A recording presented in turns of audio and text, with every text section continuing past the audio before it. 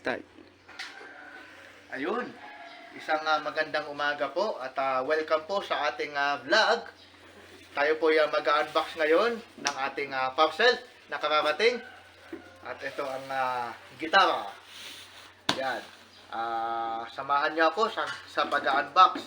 Kung bago ka pa lang sa aking YouTube channel ay i-hit mo na ang subscribe, piliin ang all at i-hit ang notification bell para laging updated ka sa video ating ini-upload. Simulan na natin. So, makikita natin dito sa parcel ay balot na balot siya ng bubble wrap. Walang mahahawakan na bukas. At sana nga, walang diferensya itong gitara na ating kinuha. At simulan na natin ang magbuka. Let's unboxing the guitar. Hindi na kailangan ng cutter. Kakaterin mo pa, makasugat. Wala na.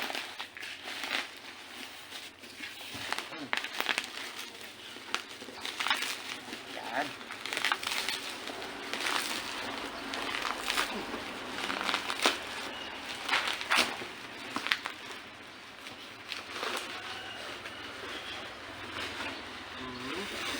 Ito na ang gitara. You know.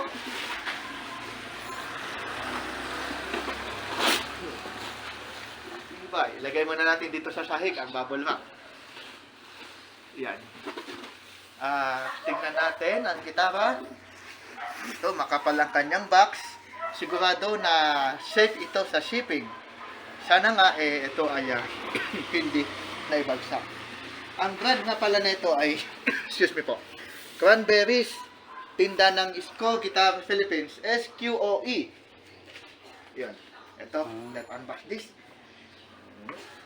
1, 2, 3, 4, 5. You know? Ganda. You know, ganda oh. Oh, ang mga freebies. Tignan natin mga freebies. Ano to? Chord. Good. Chord. Yan. Chord. Tsaka hindi lang yan. Meron pang ano pa ang freebies niya? Guitar strap. Excuse me. Guitar strap. Ayan, pagsabitan ng gitara. At ano tong isa? Allen wrench. Allen wrench. Ito ay malaking tulong kapag i-adjust mo ang truss rod ng gitara para sa kanyang neck. Ayun. Yon. At ito yung Allen wrench. Yan. At hindi lang yan. Meron pa. May freebies pa. Ito oh. Bag. Uy! Semi-padded bag. Panalo na rin. Panalo na rin, oh. Uy! Meron pang may support pa dito sa ilalim niya para pag ipapatayo mo excuse me, hindi ito matama. Yun. At ito na ang gitara. Nabalot pa talaga siya ng anong tawag dito? Nylon na manifest. Sigurado ang proteksyon ng gitara. Oh.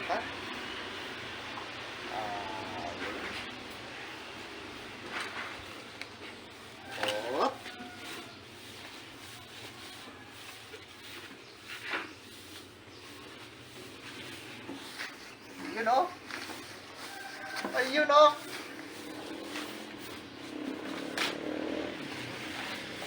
You know? Tibay! Ano to? Ito yung mag-absorb sa moist. Ano pong nakalagay dito sa sa kanyang card? Meron ata.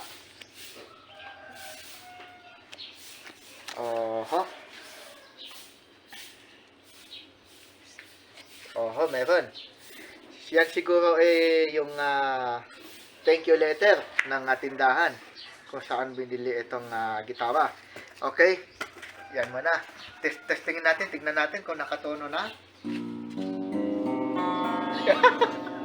Wala pa sa tono. Ayun. Tono natin. Teka lang. Tignan natin kung may freebies pa siya dito sa loob. Uy! Uy! May kasamang battery, oh. Aha! Ito, oh, battery niya, oh, kasama, oh. Diba? Yan. At ito nga pala ay 9 volts. 9 volts para sa pick-up. Balik muna natin. Yan. Ayos Meron po ba naka-indicate na brand itong gitara? Meron sa head. Ito po. Yeah. Anong nakalagay po? Cranberry. Cranberries. Check natin maigi. Wala po ba siyang dents or scratch? Ay. Wala. Wala. Check natin kung hindi tumutunog ang kanyang mga kahoy. Dapat walang tutunog na bass. Okay. Tono na natin.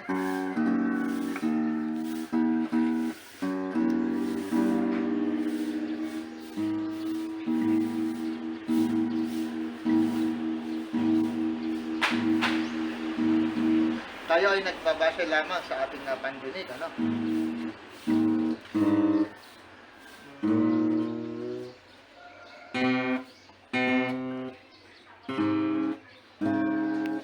Medyo kinakabahan tayo pag nagtotono sapagkat makatatalsik ang string.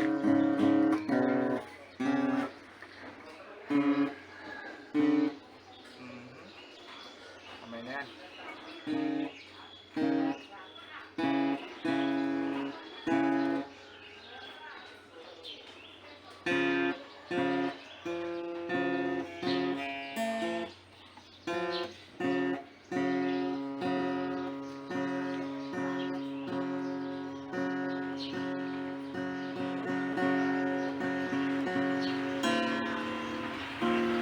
Ito ng maliliit na medyo nakakakaba sapagkat maaari maaari itong tumalsik.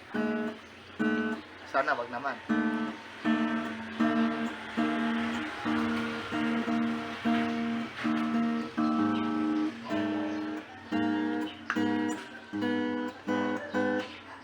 Ito na. High E string. Uy! Naku po. Naputulan tayo ng string. So, luma siguro itong nailagay nila. So, ayun, no? Wala, palit string. So, di bale, tutuloy na lang natin sa susunod yung sound testing. Hiwalay na video na lang yun. Okay. At dito muna nagtatapos ang ating unboxing at pagtotono. Wala, biglaan na Okay. lang. May freebie pang guitar picks dito. Nandito sa karton. Ayun, Ito. meron pa pala siyang free guitar pick, dalawa. Dalawa. At yun. At mag-best friend na tayo after ng video ito. Bye-bye! Ayun! Muli tayong nagbabalik sa ating review, guitar review. At yung nauna kanina tatawa-tawa kasi nagtotono tayo, naputol itong pinakamaliit. Pero di bale ngayon nakatono na. Pero bago ko makalimutan, share ko sa inyo nasan yung kapo. Ito. Bumili ako ng kapo at string. Nauna kong inorder itong gitara. Excuse me. Nahuli itong string at kapo. Naunang dumating itong string at kapo. Nahuli itong gitara. Ayun. Tignan nga natin ang quality ng kapo. Yan. Ito. Anong kulay na ito kaya? Kulay, Black. Ay, black. At tignan nga natin kung sasakto siya dito sa ating gitara. Ayun, oh. Yan. Yun, oh. At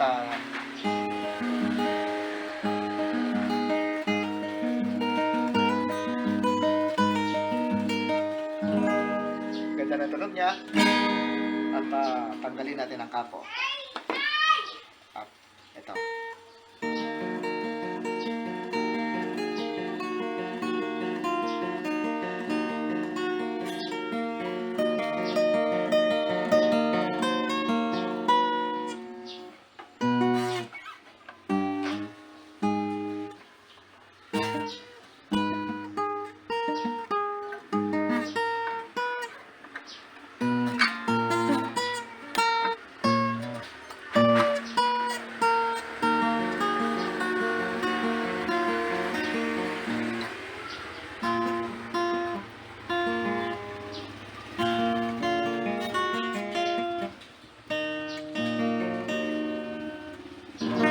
Yun.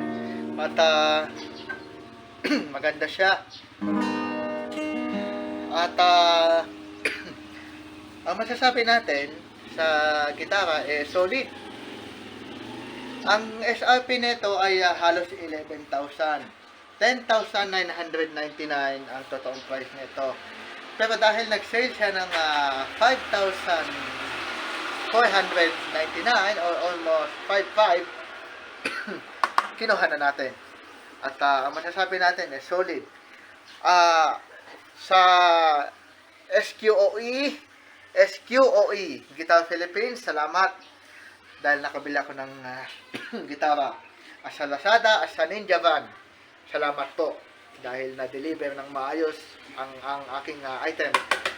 Ang rekomendasyon ko lamang po sa mga strings, siguro, Yung freebie. di bale medyo maging mahal na yung gitara basta ang mailagay na strings ay medyo mas matibay. Baka naman sa first tuning Walang abay. hindi malalagot ang strings ng gitara. So, ito pa pala ang kanyang free dalawang pick at saka isang 9 volts guitar 9 volts battery para sa kanyang pick up. Ang nakalagay na pick up dito ay kung hindi tayo magkamali Fishman ba? Fishman pick up. Please correct me if I'm mistaken. Kung magkamali tayo, ipakitama tayo. At ito ang compartment ng battery. Yan Yan. At Fishman siguro ang pick up niya. If I'm mistaken, tama po ako At ayun, isang battery ang may lalagay dito. Yung mic niya siguro is nasa loob. Makikita po ba sa loob nitong sound hole? Hindi. Hindi. At itong tuning niya is diecast tuning case na rin. Yan Yan. Tatagal na rin siya ng taon. At ito, may support dito sa neck niya. Just in case maumpog itong gitara na hindi sinasadya, may support. Pero ingatan pa rin yung gitara, syempre. Ayun. At nasa po yung kanyang paddle bag na ipakita po ba kanina sa video? Ayun, naipakita sa video. At may strap button. At ito. Strap button, nasaksakan na rin ng kanyang pick up. Ayun. This is for today's video. Maraming salamat sa inyong panonood.